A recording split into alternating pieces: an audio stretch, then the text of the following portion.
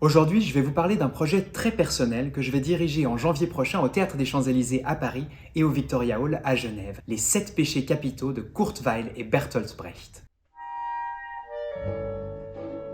Les 7 péchés capitaux, c'est un opéra qui se passe dans les années 30 aux États-Unis, et c'est l'histoire d'une fille, Anna, qui est prête à tout pour réussir. Ce qu'elle veut, Anna, c'est faire carrière, gagner de l'argent pour pouvoir se construire une petite maison près de sa famille en Louisiane. Jusque-là, tout va bien, mais le vrai sujet des 7 péchés capitaux, c'est tous les petits compromis, tous les petits arrangements qu'on fait avec notre conscience, avec nos valeurs dès lors qu'on veut quelque chose. Ces gens qui vous disent il faut agir contre le réchauffement climatique, mais qui prennent l'avion juste pour le week-end, pour aller à la plage en Espagne. Anna, justement, pour réussir, pour parvenir, eh bien elle va être prête à tous les petits sacrifices, à tous les petits arrangements, quitte à y perdre un peu une partie de son humanité. Dans son voyage à travers les États-Unis, elle va traverser 7 villes qui sont liées aux 7 péchés capitaux, mais de manière un peu déformée. La colère, par exemple, c'est qu'il ne faut surtout pas se mettre en colère contre l'injustice. C'est très mal vu, ça fait mauvais genre. La luxure, c'est qu'il ne faut surtout pas coucher gratuitement avec celui que vous aimez. Il faut réserver cette activité aux clients qui paient le mieux.